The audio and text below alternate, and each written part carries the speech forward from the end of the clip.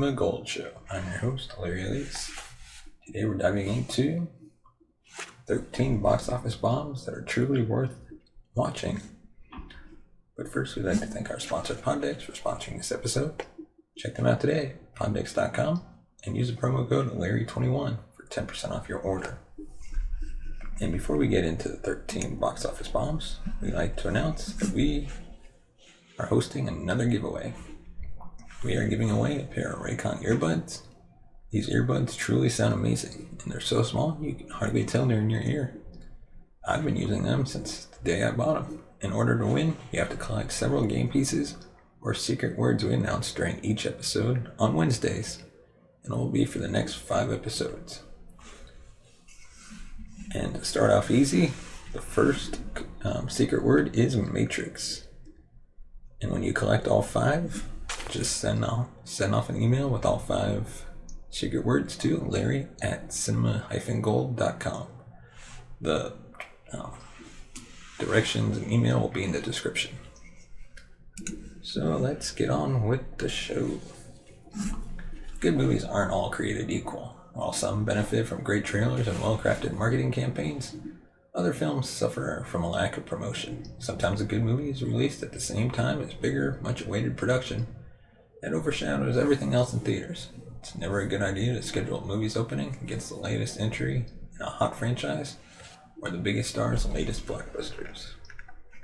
Whatever the reason, many truly great movies bomb at the box office, even if they garner positive reviews, become critical successes.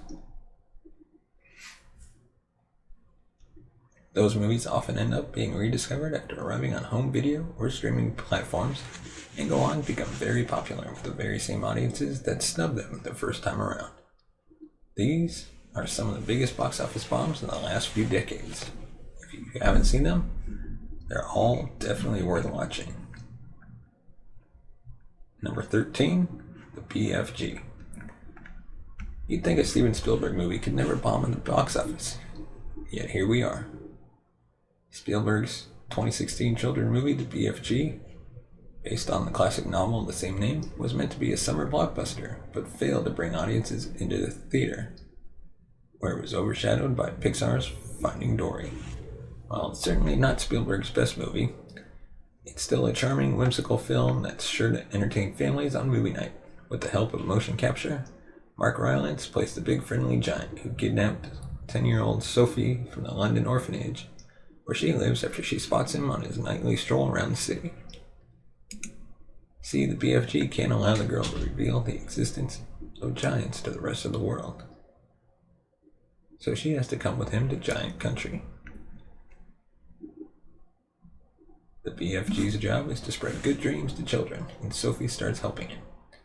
Other giants, meanwhile, go out and eat children during the night. When they find out about Sophie's existence, she's in big trouble.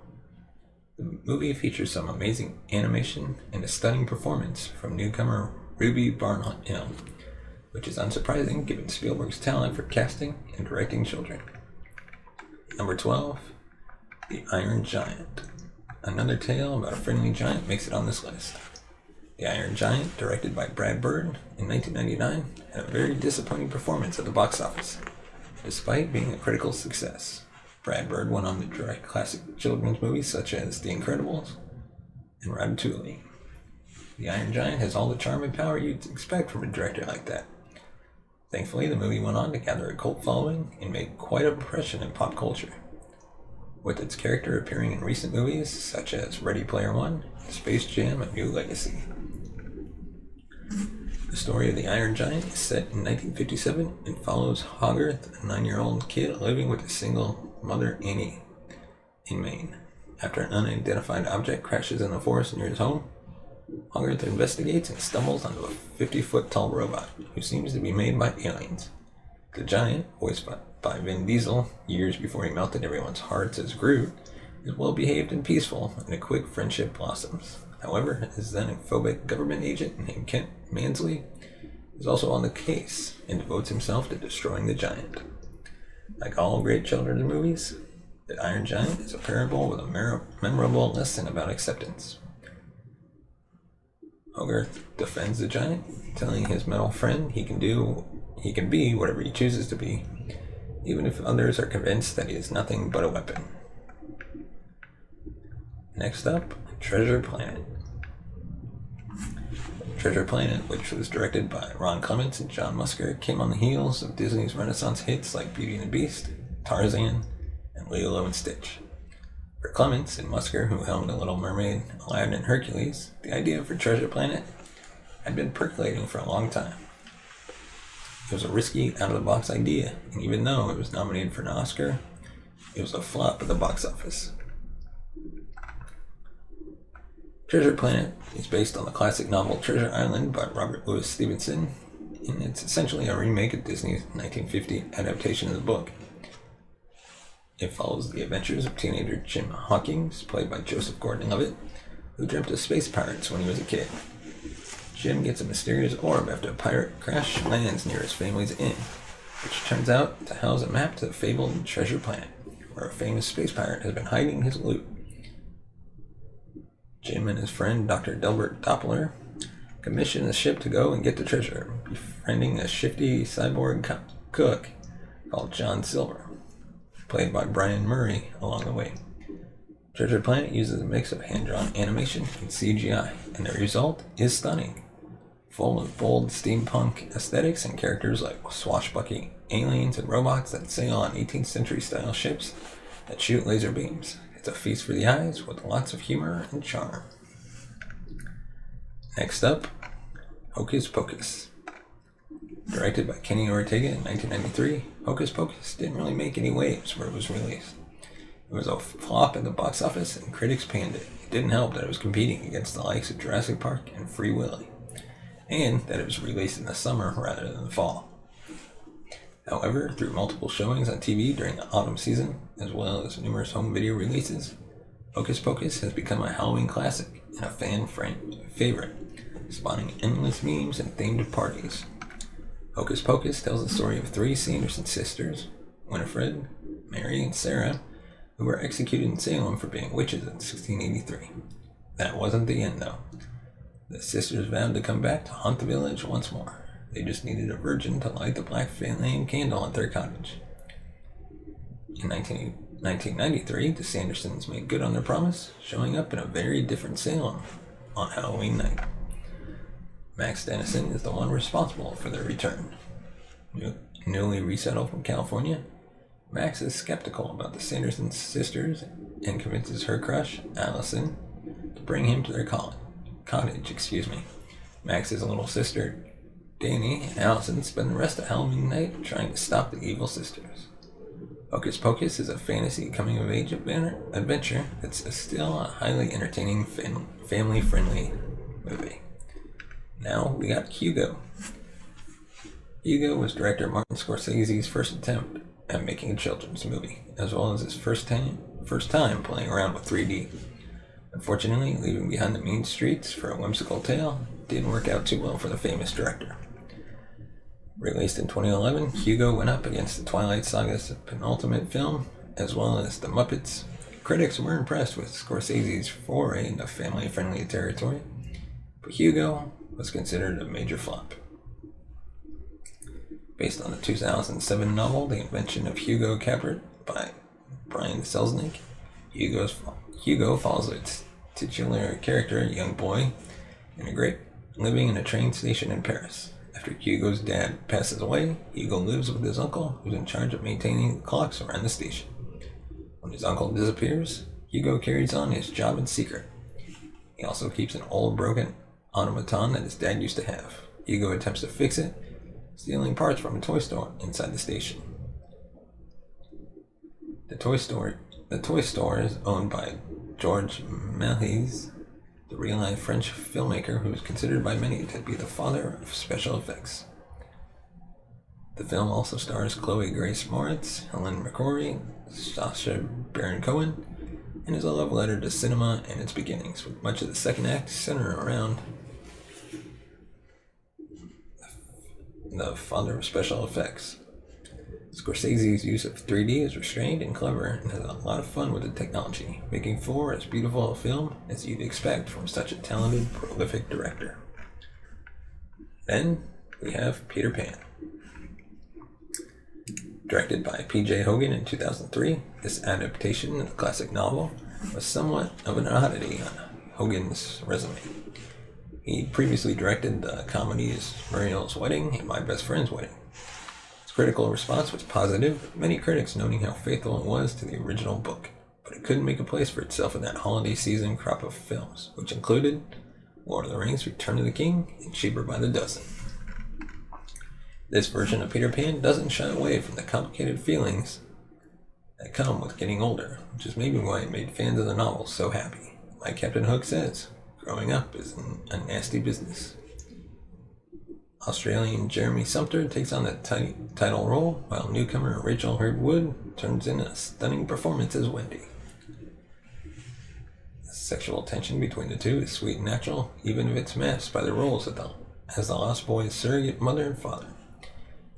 Scenes in which they recreate their fairies dancing or share their first kiss are full of melancholy and wonder.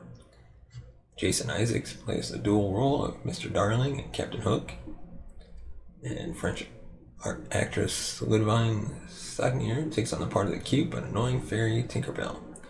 The movie is not all sensuality and sentimentality either. It features great sword fights and dramatic cinematography.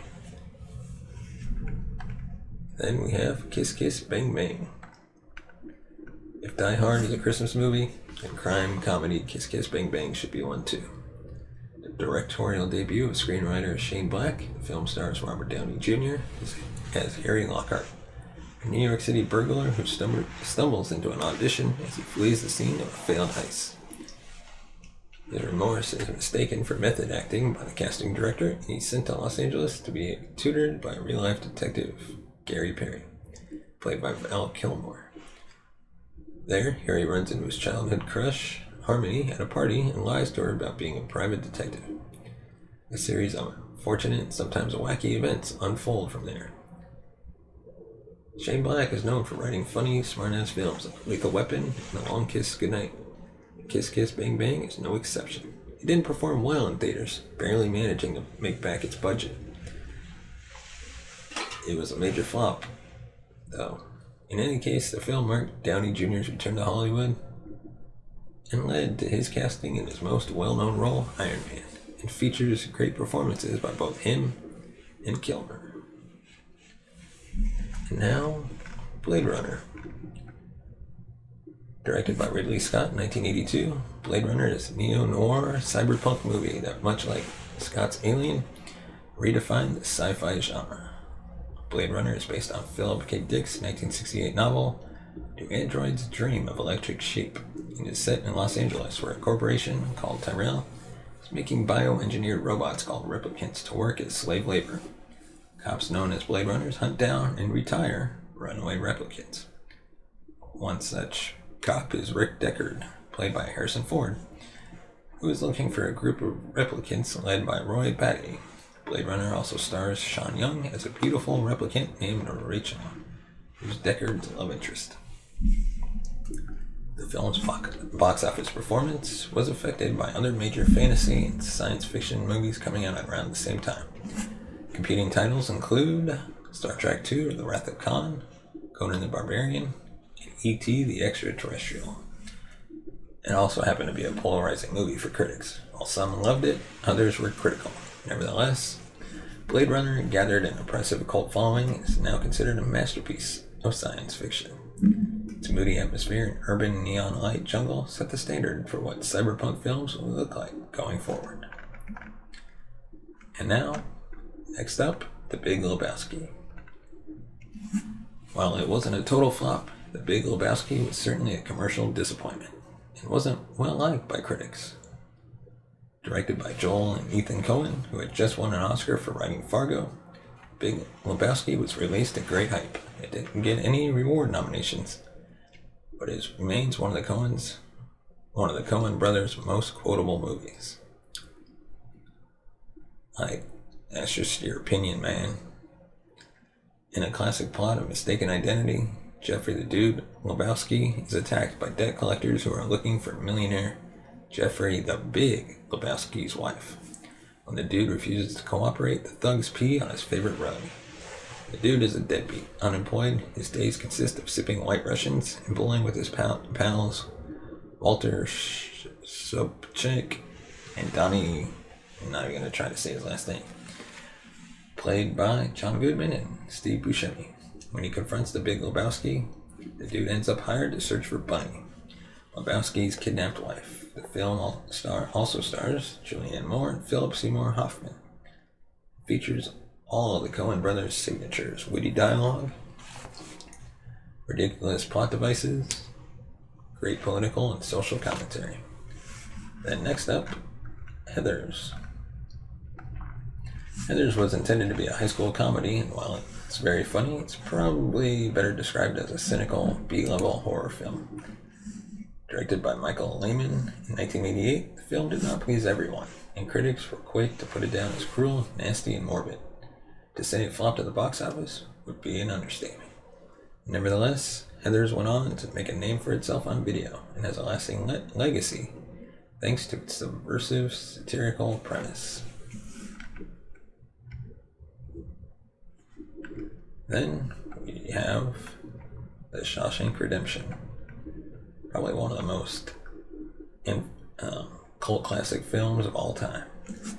Competing against big titles such as Pulp Fiction and Forrest Gump didn't do The Shawshank Redemption any favors, but its multiple award nominations helped make it a big home video success. The Shawshank Redemption is now frequently considered one of the greatest movies ever made.